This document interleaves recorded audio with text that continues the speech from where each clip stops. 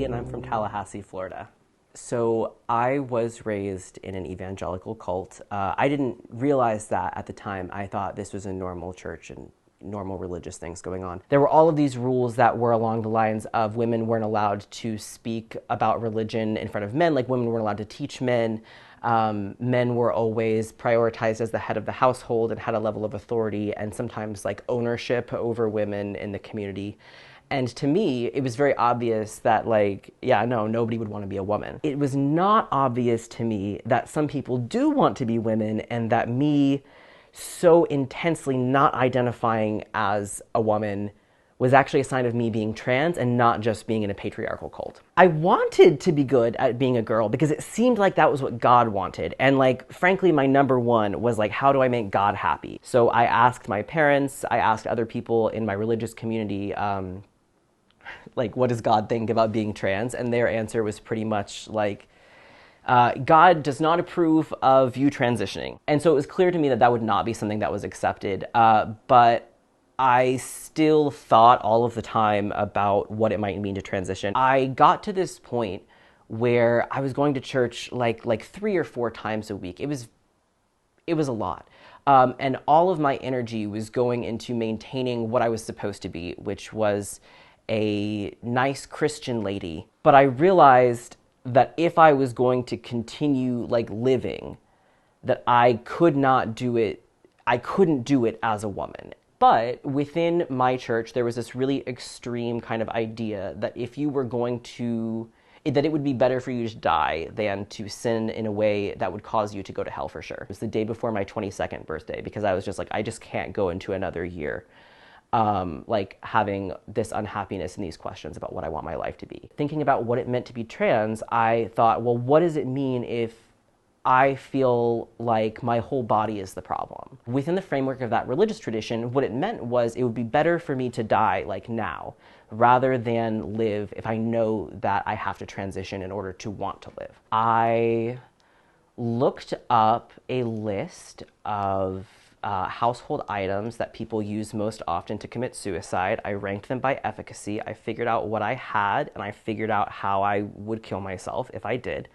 And then I said, okay, I'm gonna really like sit here and pray about it and think about it. And so I like set my timer. I was like, I'm gonna really think about whether I want to stay alive. And I remember actually that I decided that I couldn't transition because it would disappoint my family too deeply and it would disappoint God too deeply, and that I wanted to die.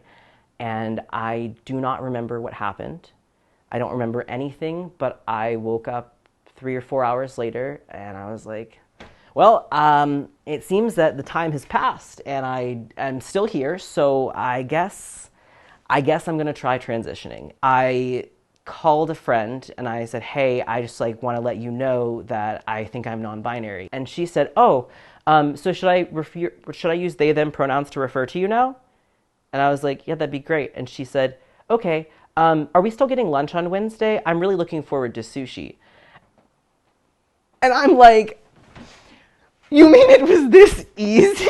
and not that she didn't think it was important, but it was just not consequential to the nature of our friendship. And that was like a shocking experience. That was sort of the signifier that there might be another type of relationship available that wasn't going to be contingent on like a shared set of values and that was going to be contingent on mutual respect. With my own family, there were a lot of challenges in getting them to accept that I was trans. And it reached this point where my mom did not use pronouns to refer to me for like 6 months to a year at one point, and that was really difficult. I was strongly encouraged to attend cult services because I was staying with people who were part of it. There was a really unfortunate incident where I was barred from using a restroom, which is against the law.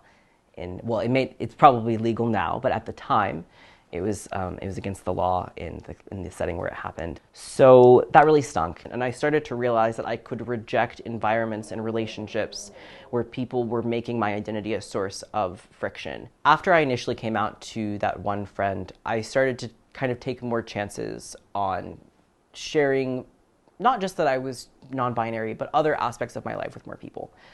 And one of the people who I really wanted to be closer to, who I had always wanted to have more of a friendship with, was this person who I met in undergrad in my very first class. I never really felt like it was a close friendship. And so actually a year after I had considered killing myself, I found out that their sister had passed away. Not that I knew their sister, but I felt like that was what I would have wanted somebody to do if I had passed away. I started trying to just be more of an emotional support, and that ended up deepening the friendship in a lot of ways. And eventually we realized that we both liked each other and started to date. After getting married, it started to feel the amount of support I was receiving from people outside of my own relatives was just, it was like a different thing entirely. And ultimately, it really helped me to make the decision that Florida was not a safe place to be. So we decided that we were going to move out of Florida, and so we moved to New York in the summer of 2021. My life is so much different than I would have thought it could be